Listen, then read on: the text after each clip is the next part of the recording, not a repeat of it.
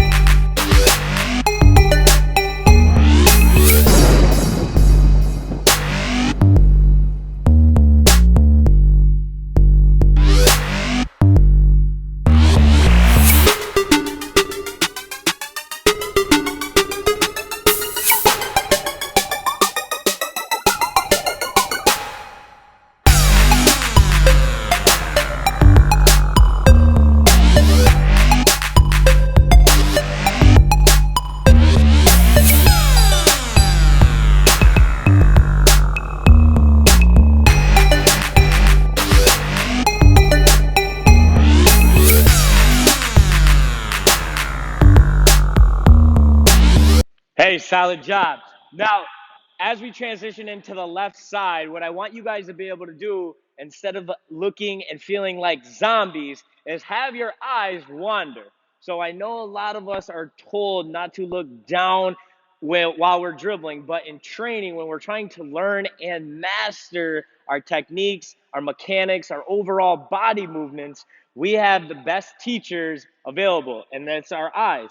So don't be afraid to look down to see where your pound is, because again, we want to make sure that everything is staying in front of us so that we have better options while we're playing. So make sure that that pound is being hard and aggressive on the inside of our left knee, and we're really manipulating that ball back.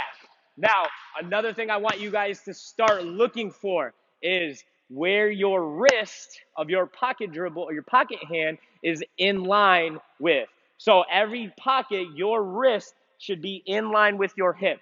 That's going to tell you that you have a great sense of a pocket dribble. It is not too far and it's not too far back or too far in front, where we are keeping it nice and secure to our frame, right in line with that hip to make our options. So again, we're going left hand, one straight pound to our pocket, keeping that ball nice and tight. Let those eyes wander. 2 minutes on the clock. Let's attack left side pocket dribbles.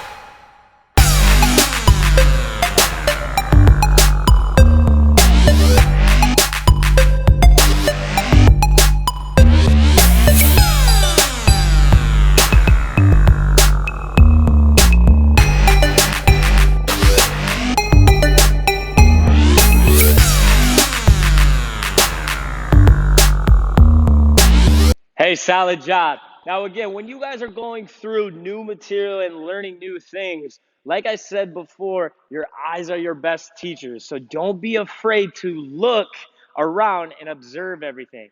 Just like you would if you were in the game, your eyes wouldn't stay one level. Your eyes are constantly moving, constantly taking things in, seeing different cuts, seeing what the defense is giving you.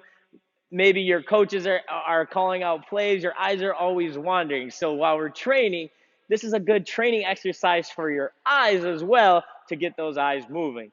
Now, let's go out of our pocket dribbles right into a low crossover. Now, the number one move in the game that gets stolen is your crossover, because our crossovers are either too quick and we might get some flicks, but there's nothing wrong with that. But a flick of the wrist cross is going to be a little bit quicker, but not explosive and not powerful. Another way that's going to get stolen is a lot of crossovers get angled or pushed out in front of us or into a defender's space. So what I want you guys to make sure that you're doing is having 3 keys to your crossover, your low crossover. One key is it's going to be really low, so your accountability is making sure that the ball is below your knees. Number 2, make sure it's really quick and powerful. So making sure that that range of motion of that crossover is crossing the midline of your frame during your crossover. And number 3, make sure it's wide. Wide meaning outside of our shins, outside of our legs. So those are the 3 keys I want you guys to focus on during this low crossover stationary pocket series. But we are always going to start with 1 straight pound on the right side and 1 straight pound on the left. Go into our pocket, right into our low cross. So I'm going to start right hand. I have a pound, pocket, low cross, pound, pocket, low cross. Every crossover, I want to be able to make sure it's quick and tight. And again, 2, My eyes are looking down to making sure that I'm holding myself accountable for those 3 keys: low, quick, powerful, and wide. So that's the 4th key I just gave you. But let's work on our pocket dribble, low cross out of our stationary stance. 2 minutes. Let's get after it.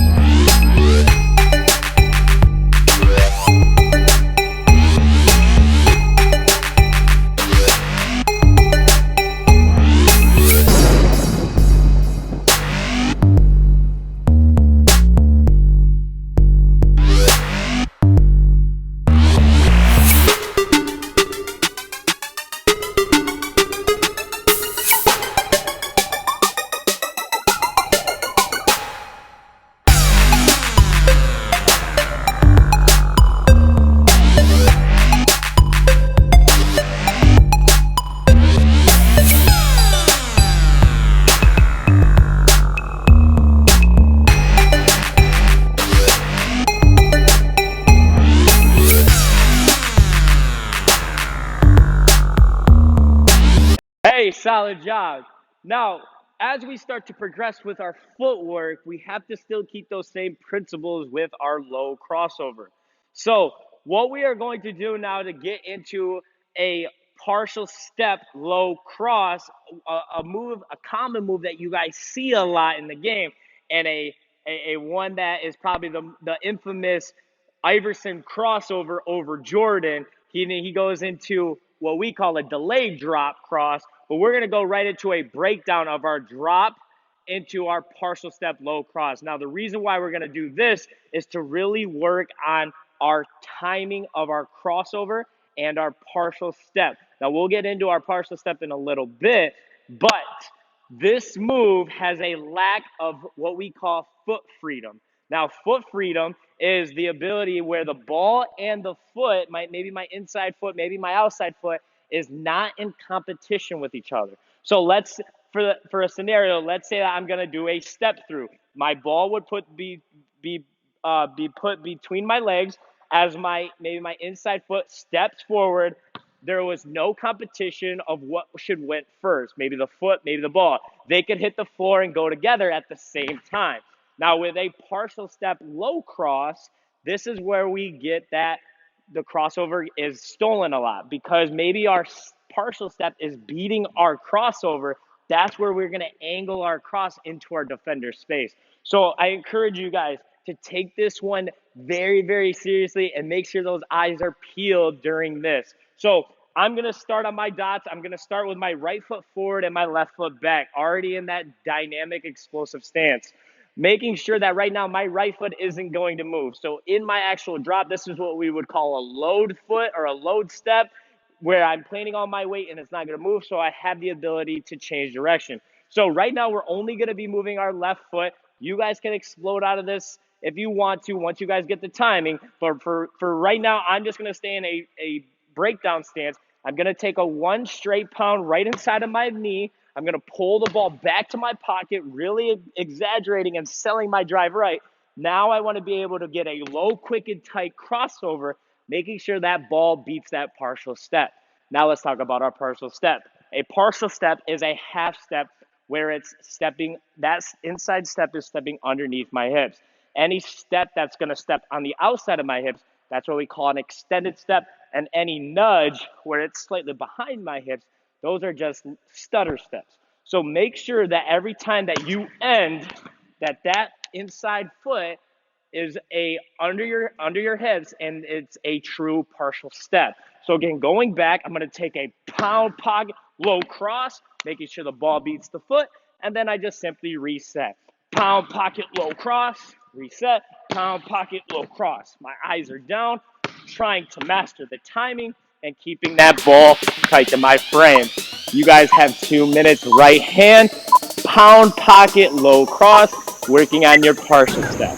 Let's get it.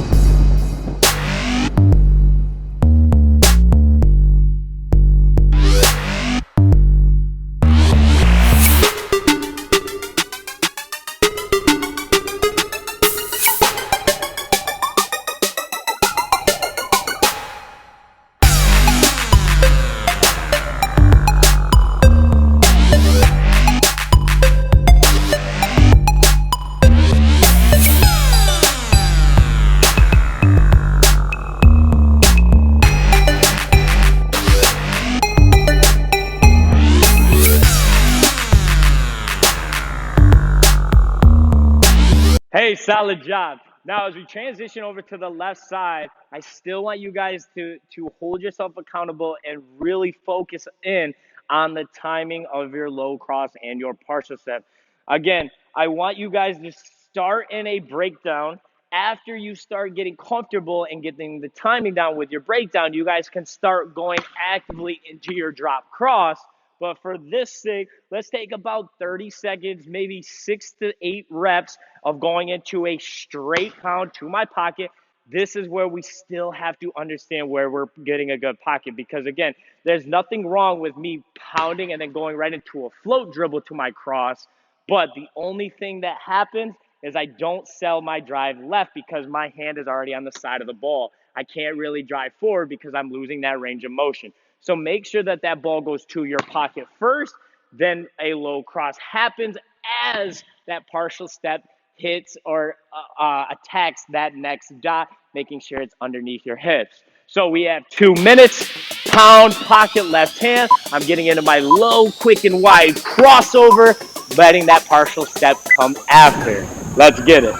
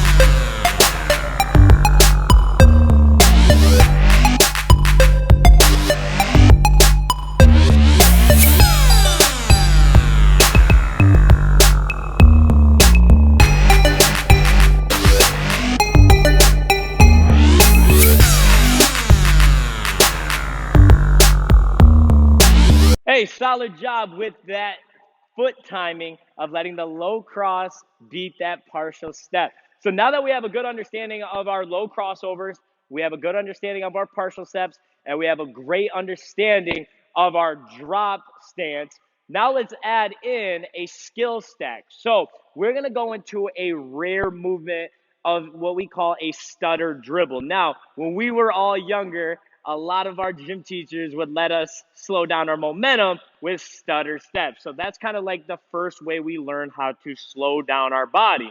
So rather than taking stutter steps in the game, where they're choppy steps, and I'm not really going to be that explosive, I can use what we call a stutter dribble to slow our momentum down. And a stutter dribble is anytime I dribble, I have the ball in the outside hand, I dribble on my outside foot. Now, again, if you guys at home have space, try to sprint only dribbling on your outside hand and on your outside foot. It is very difficult. It's just not how you run or see people run in the game, because we always try to have our dribble step timing in line, which is our dribble hand, our outside hand is connected with our inside, our opposite foot. But like I said, this is a rare one you see, but it's still effective at times. So we're going to go into what we call a stutter dribble push. And a push is your ability to push your body and your momentum forward into a designated space. The default stance we're going to land into is our drop. So we're going to start a couple of feet back, 2 or 3 feet back from our dots, still having the ball in our right hand. Our right foot is going to stay back, and our left foot is going to stay forward. So now if you can see my stance, I'm in a skinny, almost like a walking, jogging, running stance. How we want to end is in our short, wide stance. Again, still having that great imagination that there is a defender waiting for us who is short and wide. So with my left hand, if you guys can tell, I have a cone in my left hand. You guys at home, if you guys don't have access to a cone, that's perfectly fine. If you guys just have anything that can be placed in front of your dots to maybe touch, that works great as well. But I'm going to have my cone in my hand because this is going to be a great force of accountability to actually dropping that inside shoulder. So again, starting 2 or 3 feet back from my dots, I have my inside or my left foot forward. I have my outside, my right foot back. Cone is in the left, basketball is in the right. All I want you guys to be able to do is make sure that your left foot stays glued. I want you to take a outside step with that dribble. So there's our stutter dribble action. And I want you guys to be able to push your body forward, landing in your drop. Now, again, once I hit my outside foot down, that's where I want that cone to tap down with it. So try to make that simultaneously of that cone tap and that outside foot. Again, really focusing in and where your body is, where your body position is. If you guys have to carry it right now just to make sure that timing is there, that's quite all right. That's fine. So every time restart, we always are starting with our left foot back or right foot forward. I want to be able to take that stutter dribble. I push, landing in my drop. And again, too, you guys can explode out of this once you guys get the timing. But we have our stutter dribble push. We have we're in our default stance in our drop, and making sure that you're either getting that cone tap or just an offhand tap to really exaggerate that shoulder drop. We have 2 minutes. Attack the right side, stutter dribble push with your cone tap.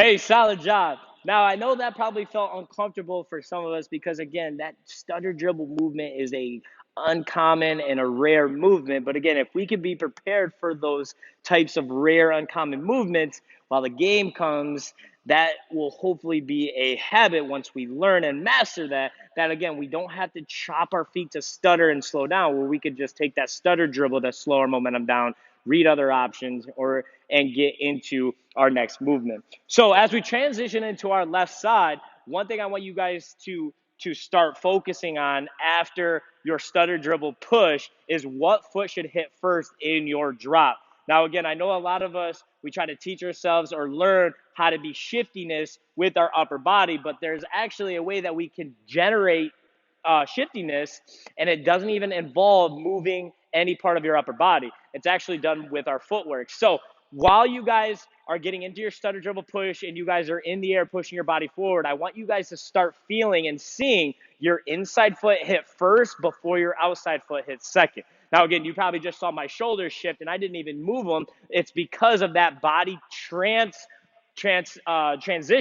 into my inside back to my outside. So again, if we can be able to get our feet down inside, outside, that's just going to naturally shift my shoulders where I don't have to over exaggerate or actually have to put energy into that shiftiness. So as we start, again, we're putting our right foot forward, cone is in our right hand, basketball's in our left foot's back. I'm going to take that outside step with that stutter dribble. I'm going to push my body forward, landing right, left, and still get that cone tap. Again, letting that cone tap or getting that offhanded touch, that's going to sink your shoulders. It's going to get me in that more driving, low, explosive stance. And then again, you guys can feel like you guys can drive out of it. Right now, we're just going to do out of a breakdown, but we have stutter dribble push landing into our drop. 2 minutes on the clock. Let's get in our left side.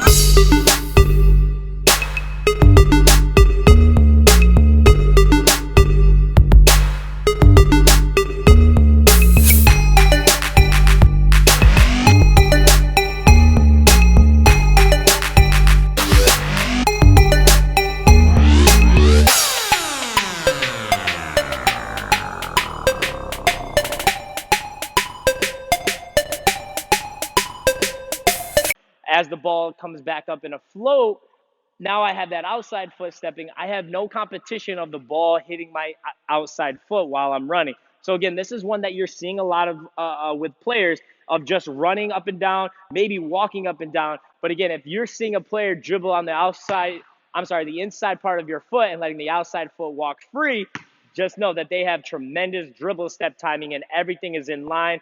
At any moment, they can make a quick change and they have all their options available. So let's go into our common dribble step push, landing into a drop with our cone tap. So now how I want you guys to be able to start is we're starting our outside foot forward. So in this case, it's going to be my right foot, having my inside or my left foot back, already in that skinny walking, running stance.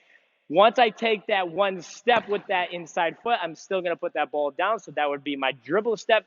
Then I want to be able to still push my momentum forward, landing into a drop, letting that cone tap or letting that offhand touch whatever's in front of you. Again, feel free to drive out of that. So we have our dribble step push, right hand. Let's get it.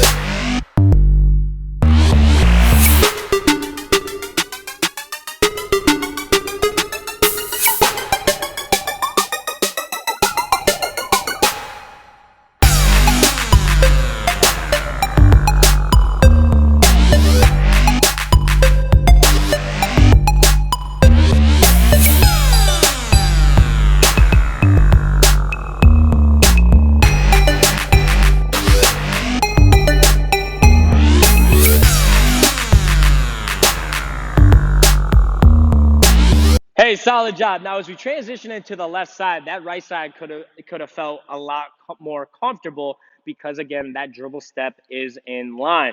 So now, again, as we transition into the left side, still getting that cone to tap, still going to push off my dribble step, still play back in your mind, and, again, still have your eyes be active of what foot's hitting first. So, again, when we went to our stutter dribbles into our pushes, it was our inside foot hitting first in our drop, then letting our outside foot hit second.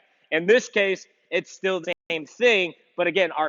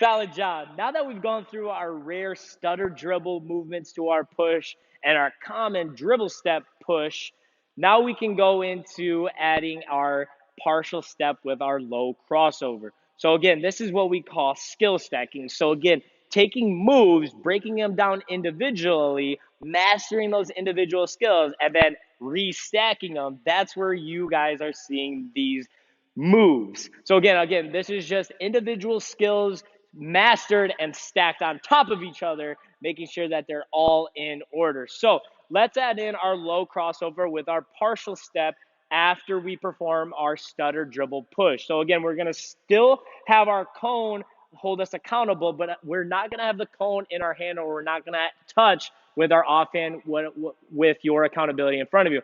All I'm going to do is I'm going to place the cone on the inside of my left dots. So this would be my defender's right foot if they were playing me straight up. So the reason for this, I want you guys to have that cone or your accountability there, is to, one, make sure that your crossover is staying tight to your frame. Again, we don't want to be able to push that ball out because, again, we're going to push it into a defender space where it's going to get stolen. We want to make sure that the ball is staying low, quick, and tight to our frame, making sure it's getting wide enough. And then again, another key accountability tool is making sure that that partial step still steps underneath our hips. A lot of us are going to step long. Again, if this was our defender's right foot, I'm already about to knee him in his right knee.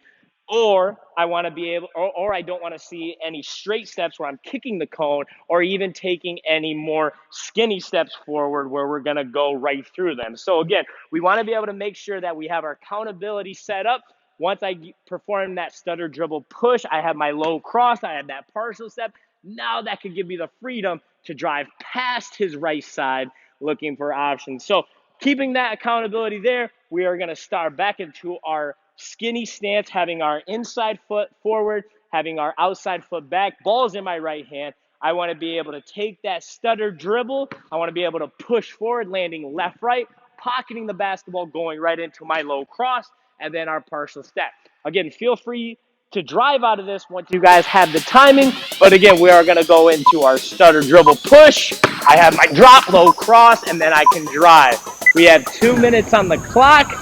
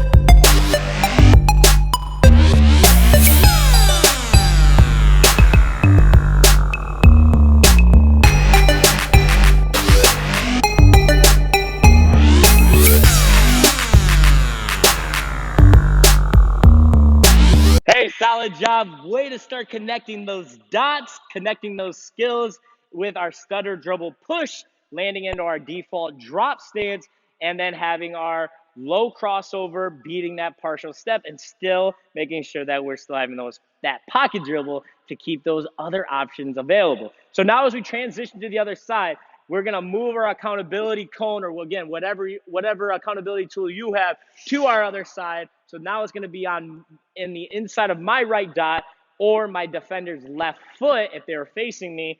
Now I still have to have my good accountability of making sure that my crossover is tight, right on a straight line, nice, tight to my frame, and letting that ball beat that partial step so I don't have a lack of foot freedom where maybe the ball gets pushed out or the ball just hits my partial step and then it bounces off my foot. So again, we're going to start back into our skinny stance, left foot back, right foot forward. I'm going to take that stutter dribble push. I land right, left, let the ball pocket, low, quick, and tight cross before that ball beats that partial step. And again, too, feel free to drive out of this once you understand and master the timing. But again, I have my stutter dribble push, drop, cross, and then I can explode out. 2 minutes on the clock. Let's get our stutter dribble push, low cross, letting that beat that partial step.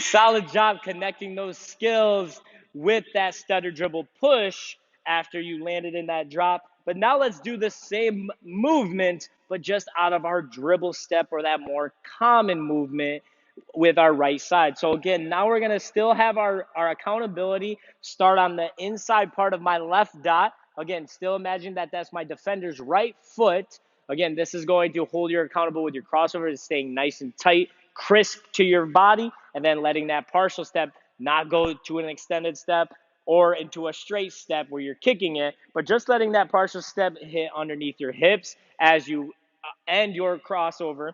But now we're going to start back into our running or walking stance, our skinny stance. So again, we're going to have our outside foot forward, have our inside foot back. Once I get that inside foot forward, I'm going to get that dribble step down, push or launch myself forward, landing into that drop, letting that inside foot hit first, outside foot hit second, generating that shiftiness with our upper body. I am pocketing the basketball, letting the ball beat the foot with that low, quick, and wide crossover. And then again, too, feel free to drive out and pass your defender once you feel comfortable with that movement. So again, I'm going to start back in my skinny stance. I have my dribble step, push, drop, cross, and then landing out. We have 2 minutes on the clock. Let's get your dribble step, push into your drop, cross, beating that partial step.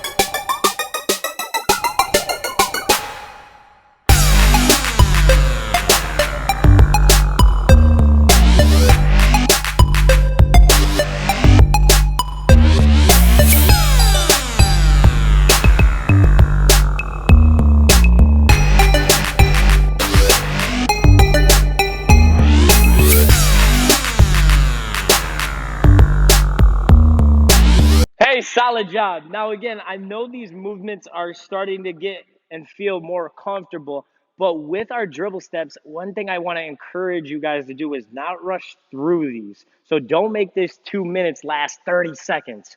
Really take time to observe and explore each and every one of your body movements to make sure that it's crisp, everything is in line, and everything has a nice, clean flow to it. So we are going to transfer our accountability tool from our left side over to our right. So this is going to be now on the inside part of my right dot, or again, my defender's left foot, starting back into our skinny stance, letting now our left foot start in front and our right foot start behind us. Again, this would be more of a walking, running, jogging situation right now.